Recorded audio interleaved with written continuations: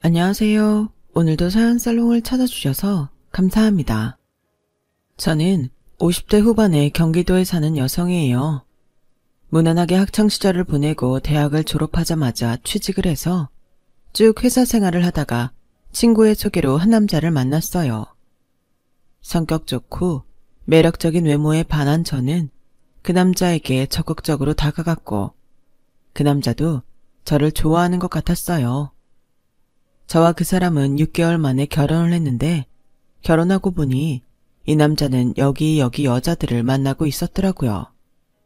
단순히 양다리가 아닌 문어다리였던 거예요. 저희 집으로 찾아와서 헤어져 달라고 울면서 호소하는 여자만 둘이었어요. 저는 너무 충격을 받고 결혼 생활을 3개월도 채우지 못하고 바로 이혼을 해버렸어요. 그때는 진짜 주변 시선이 무섭고 창피했고 밖에 다니는 것도 힘들더라고요. 괜히 사람들이 제 뒤에서 제 이야기를 할 것 같은 피해 망상에 시달렸어요. 그래서 회사를 그만둔 후 두문불출하고 집안에서만 몇 개월을 있었어요. 짧은 산책도 하지 않고 근처 슈퍼에 나가는 것도 꺼렸죠. 그러자 고등학교 동창이 저를 불러냈어요. 너 그러고 살다가 폐인된다. 큰일 나. 그러지 말고 우리 카페에 나와라. 나 일손이 모자라. 친구의 성화에 저는 카페에 나가서 일을 시작했어요. 처음에는 거의 얼빠진 사람처럼 서 있다가 주문을 받는 게 다였는데 저를 모르는 사람들을 계속 만나다 보니 다시 자신감이 생기더라고요. 무엇보다 친구 카페가 회사들이 많은 큰 건물 1층에 있어서 일에 바쁘게 몰두해서 사는 직장인들을 만나다 보니 저도 다시 생기 넘치게 살아야겠다는 생각이 들었어요. 내가 신메뉴 좀 만들어 볼까? 아침에 커피랑 간단히 먹을 빵으로. 그거 좋은데? 재영이 너 그런 거 잘하잖아. 라며 친구는 제가 만든 빵을 기대하겠다고 했어요. 저는 신선한 햄과 야채를 넣은 것과 잼을 고를 수 있는 토스트를 내놓았어요. 실은 집에서 잘 해먹던 건데 이런 걸 밖에서 가볍게 먹으면 좋겠다고 자주 생각했었거든요. 다들 저처럼 생각했던 건지 아침에 커피와 함께 샌드위치와 토스트를 주문해가는 사람들이 많아졌어요. 카페가 있는 건물 사람들뿐만 아니라 다른 건물 직장인이나 학원에 다니는 학생들까지 찾았어요. 이참에 네가 여기 매니저 좀 하면서 맡아줄래? 나 여기 말고도 시내에 카페 있잖아. 거기를 계속 붙어 있어야 하는데 여기가 자리 안 잡혀서 그동안 마음고생 좀 했거든. 재영이 너 있으니까 이제 한시름 놔도 될 것 같아. 너 진짜 나한테 맡겨도 괜찮겠어? 나야 해본다면 해볼 수 있는데 다 너무 믿는 거 아니야? 너 전에 회사에서도 식품개발부에 있었고 바리스타 자격증도 있잖아. 라며 선뜻 매니저 직함을 주고는 하루에 한 번만 들러서 체크를 하는 게 다였어요. 저는 친구가 얼마든지 새로운 메뉴를 만들어도 된다기에 간단한 샐러드와 홍차 음료도 추가했어요. 그러자 야근을 하는 사람들도 카페에 와서 샐러드와 빵을 사갔어요. 너무 부담스럽게 먹고 싶지 않을 때 좋다고 하더라고요. 그렇게 많은 사람들이 단골이 되었고 단골 중에 저희 남편이 될 사람이 있었어요. 남편은 항상 시계를 자주 봤고 어쩐지 바빠 보였어요. 음식을 주문하고도 초조하게 밖을 볼 때도 있었고요. 그러다가 포장한 게 나오면 얼른 집어들고 바쁘게 퇴근을 할 때가 많았어요. 어느 날인가 밤 8시 반쯤 되어서 슬슬 카페를 정리하려는데 그 사람이 다급한 걸음으로 들어와서 정말 죄송한데 오늘 팔고 남은 샌드위치 있나요? 샐러드도 혹시 있으면 좋겠는데요. 샐러드는 야채 오늘 분량이 있고 샌드위치야 금방 만들면 되니까 잠시만 기다리시겠어요? 아, 정말 감사합니다. 이렇게 문 닫는 시간에 와서 죄송해요. 괜찮아요. 바쁘신 것 같은데 그럴 수도 있죠. 실은 우리 아들들이 여기 샌드위치를 굉장히 좋아해요. 언젠가 한번 사갔더니 먹어보고는 자꾸 찾더라고요. 기왕이면 야채도 더 같이 먹으면 좋을 것 같아서 샐러드도 사가려고요. 아드님들 간식 챙겨주시는 거였어요? 아, 너무 자상한 아빠네요. 사모님들 좋아하시겠어요. 아, 실은 저 혼자예요. 혼자 두 녀석 키우려다 보니 늘 정신없고 바빠서 잘 해주지도 못해요. 이렇게 좋아하는 거라도 챙겨줘야죠. 저는 그 말에 좀 놀랍기도 하고 감동도 돼서 포장한 걸 건네며 잠시 넋을 잃고 쳐다봤어요. 깔끔한 인상에 일 잘할 것 같은 사람인데 그런 어려움이 있는지는 몰랐거든요. 저는 그 뒤로 그 사람이 와서 아이들 먹을 걸 사갈 때면 더 신경 써서 만들었고 가끔 다음날 아침에 먹을 것까지 함께 준비해서 줬어요. 늘 이렇게 잘 챙겨주셔서 죄송해서 어쩌죠? 덕분에 제가 요새 많이 편해졌어요. 저도 일하면서 저녁이랑 아침 챙기는 게 얼마나 힘든지 아니까요. 이런 말 조심스럽긴 하지만 많이 힘드시겠어요. 그건 저보다 아이들이 더 그럴 거예요. 아직 엄마 손이 한참 필요한 나이인데 이렇게 헤어져서. 뭐 어쩔 수 없는 일이니 저라도 잘해야 되는데 일이 바쁘니까 잘 못할 때가 더 많아요. 아이들도 다 알아요. 아빠가 이렇게 노력하시는데 그거 모를 수가 없죠. 오늘만 해도 내일 먹을 것까지 잔뜩 챙겨가시잖아요. 매니저님이 더 챙겨주셔서 많아지긴 했죠. 라며 웃는데 순간 둘 다 얼굴이 붉어졌어요. 저는 얼른 어색한 분위기를 벗어나고 싶어서 좀 불편할 수 있는 질문을 하고야 말았어요. 사모님하고는 어떻게 헤어지신 거예요? 이런저런 사정이 좀 있었어요. 막 어린이집 들어간 아이들 두고 헤어진 심정은 그 사람도 이루 말할 수 없을 거예요. 다 이해하고 있어요. 그래도 저라면 이런 남편이면 그냥 살 것 같아요. 라고 하자 그 사람은 좀 놀란 눈으로 저를 쳐다봤어요. 아, 그게 제가 다른 뜻이 있어서 한 말이 아니고요. 실은 저도 이혼했어요. 남편한테 저 말고도 여자가 많더라고요. 라며 제 이야기를 하고 말았죠. 그 뒤로 저와 남편 사이에는 공감대가 생겨서 더 친해졌어요. 저는 아이들 운동회나 소풍 전날에 도시락까지 준비할 정도로 그 사람한테 마음이 많이 쓰였어요. 처음에는 미안해하기만 하던 그 사람도 어느 순간부터는 고마워하며 활짝 웃게 됐어요. 그러던 어느 날 오후였어요. 손님이 적어서 한가한 시간이었는데 남편이 아들 둘을 데리고 카페에 들어왔어요. 자, 둘 다 정중히 인사. 감사합니다. 감사합니다. 라며 아이들은 남편이 시키는 대로 또랑또랑 인사를 하더라고요. 아이들을 좋아하는 저는 금방 그 사람 아들들하고도 친해졌어요. 초등학교 3학년과 1학년인 두 아이는 또래보다 어딘가 의젓해 보였어요.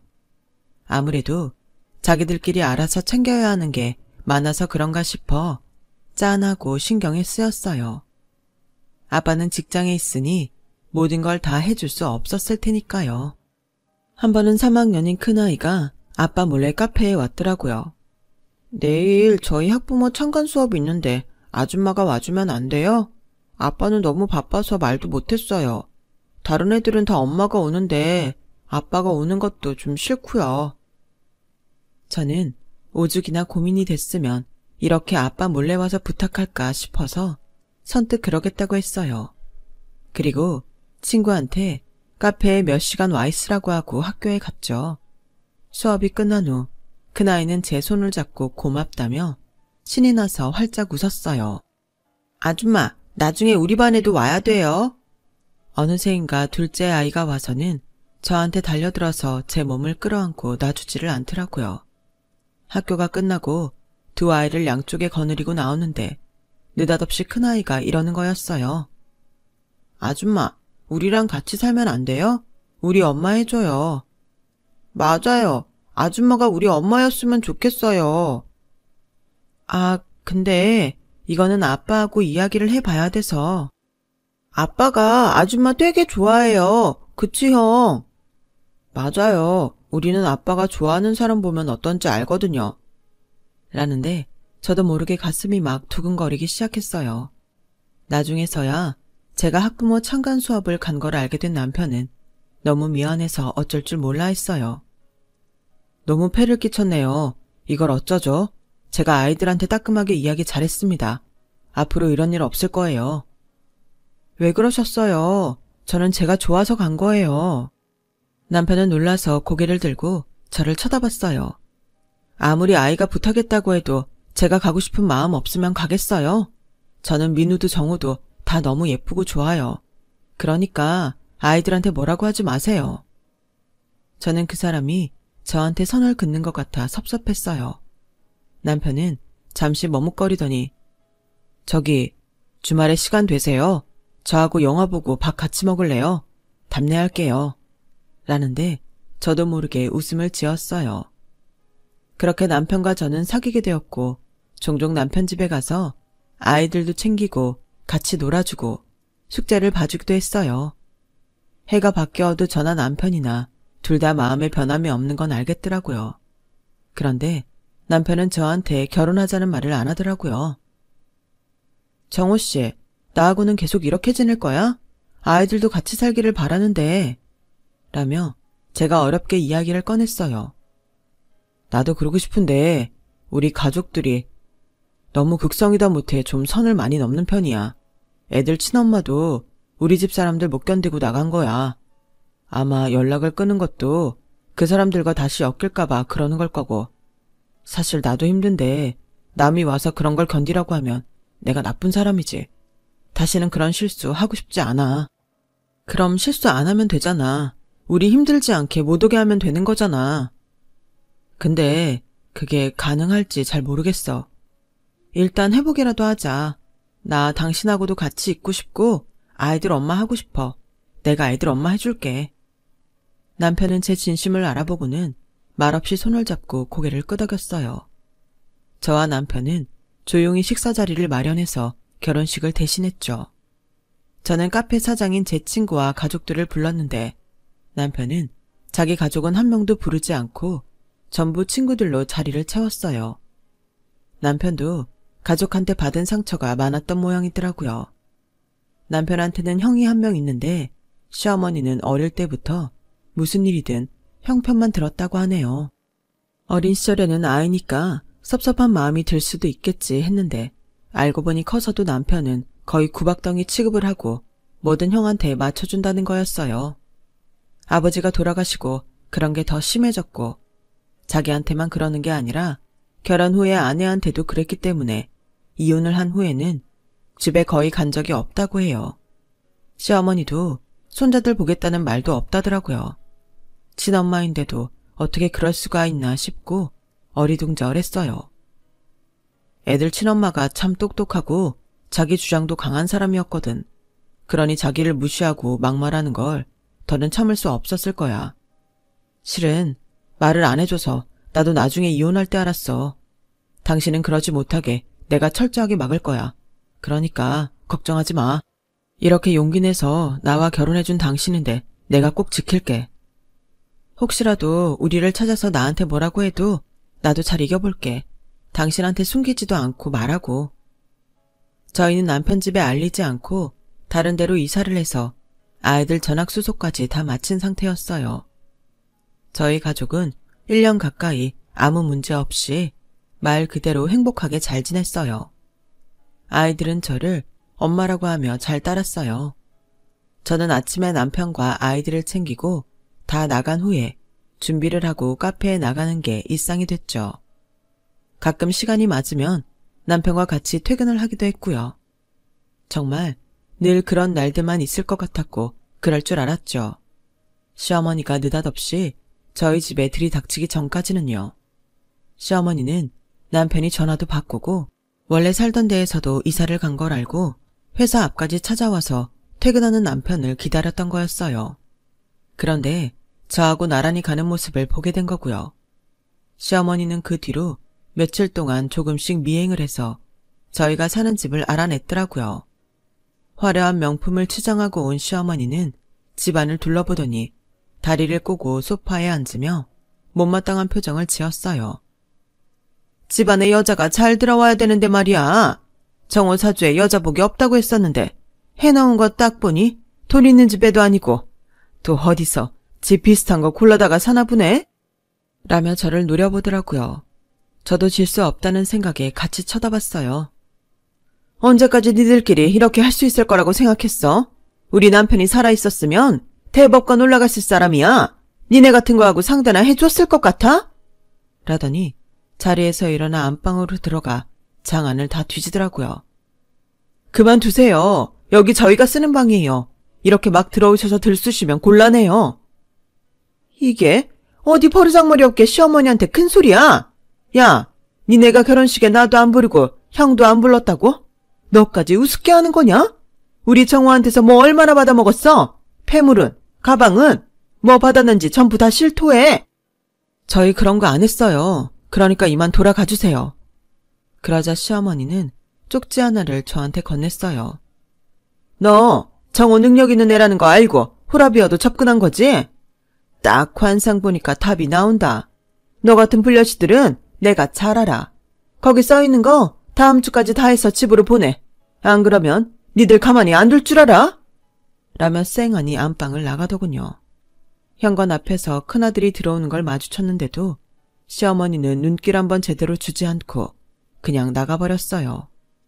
큰아들은 조금 주눅이 든 것처럼 옆으로 피했다가 시어머니가 나가자마자 얼른 나한테 와서 안겼어요.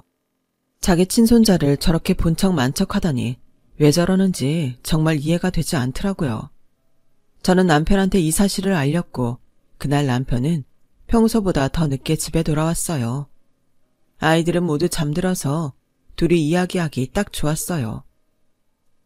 당신도 전화를 하긴 했지만 민우도 전화를 했었어.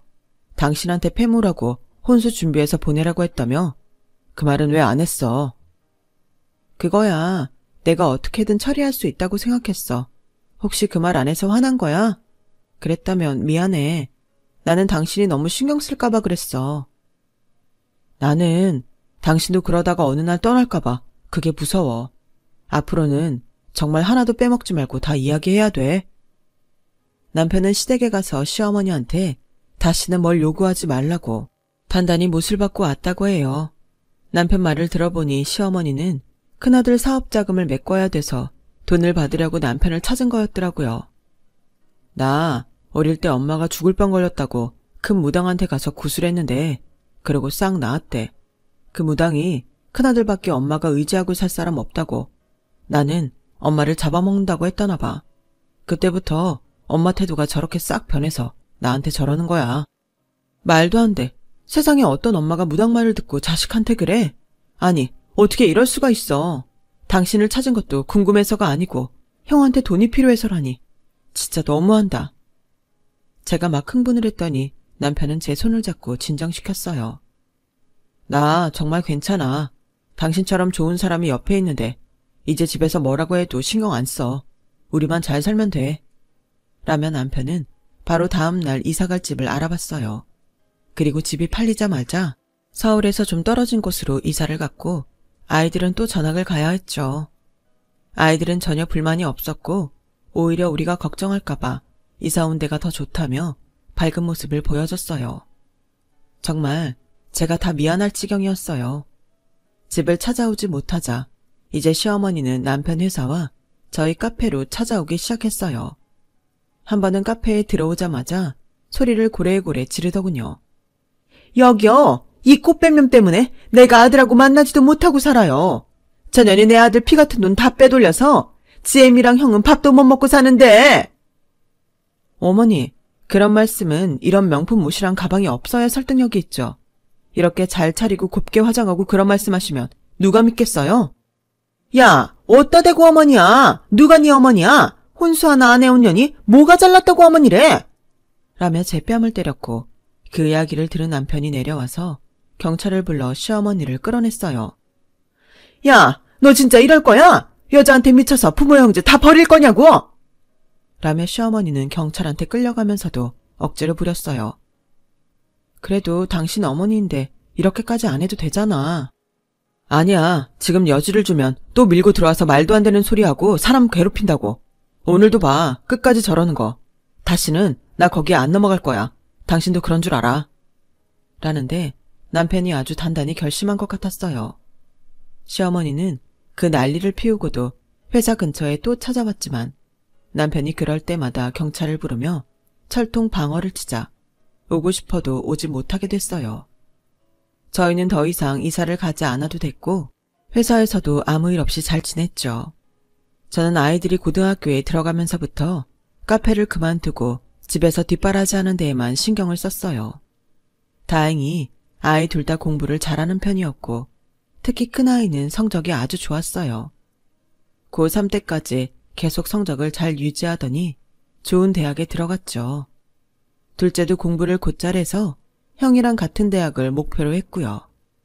그 즈음부터 남편의 건강이 나빠지기 시작했어요.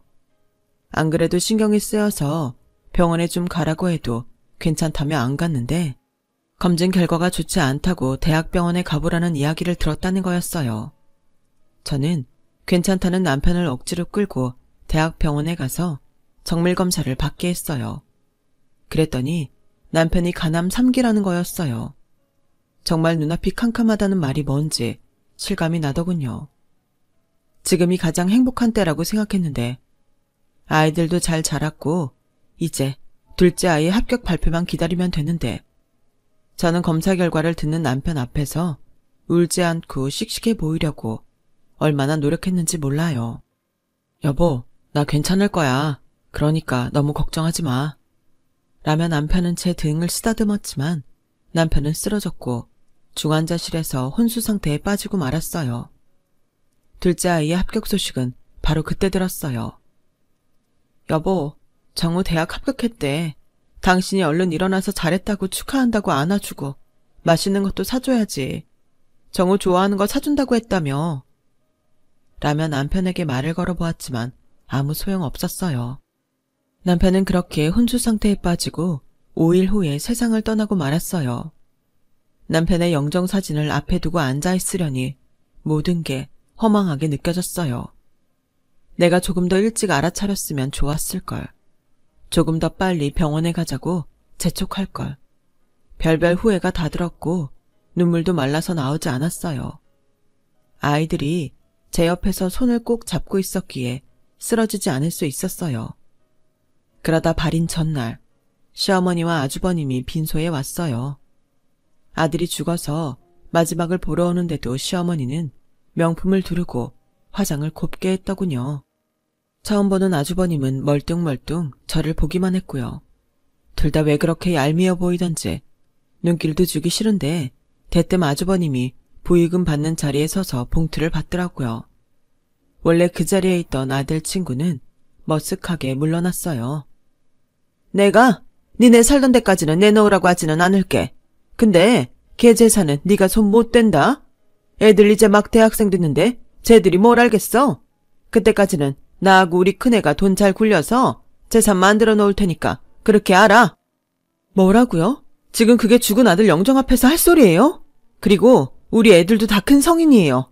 어디에서 이 사람 재산을 함부로 하겠다는 거예요? 안 돼요.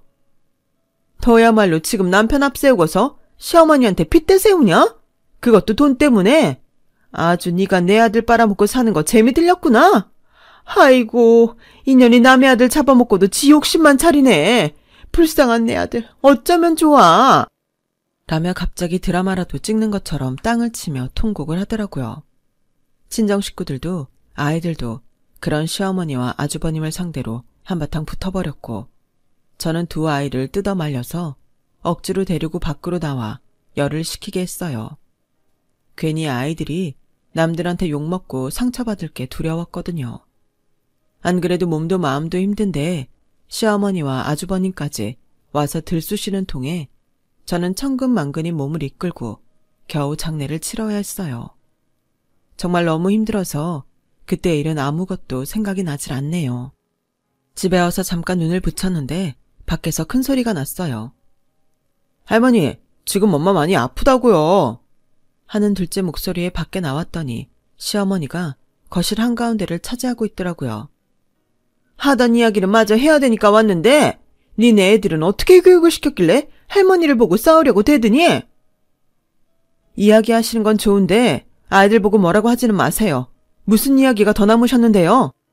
막말로 네가 본처도 아니고 애들 친엄마도 아닌데 정호 죽은 마당에 이 집에 무슨 명분으로 계속 눌러있겠다는 거냐? 네가 정청호 재산을 내놓지 않겠다면 나도 다 생각이 있어. 법적으로도 제가 그 사람 아내인데 뭘 어쩌시겠다는 건데요? 그래? 어디 네가 이기나 내가 이기나 한번 해볼까? 일단 이 집에 들러붙은 악한 것들부터 쫓아내게 내일 당장 굿부터 해야겠다. 진짜 이게 뭐예요? 할머니가 왜 우리 집에서 구슬해요? 멀쩡한 남의 집이 뭐가 악한 게 있다는 거예요? 할머니, 우리한테 이럴 자격 없어요. 그러니까 나가요. 라며 둘째가 소리를 질렀어요. 집안 꼬라지 아주 잘 돌아가네. 이게 네가 시켰다는 교육이냐? 지 할머니한테 저러고 빡빡 소리나 지르게 만들고? 넌 이 집에 아무런 도움이 되지 않았어. 애들만 봐도 딱 보여. 정우는 여자복이 없다는 말이 딱 맞아.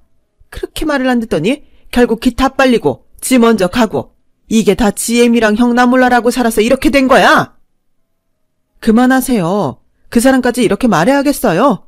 욕을 하려거든 저만 하세요. 저도 너무 열이 받아서 없는 기운을 짜내서 소리를 지르고 말았어요. 저는 다 알겠으니 일단 오늘은 돌아가라고 했고 그제야 시어머니는 똑바로 하라는 말을 남기고 돌아갔어요. 너무 힘이 들어 방 한가운데 앉아서 고개를 숙이고 있자니 남편 생각만 나더라고요.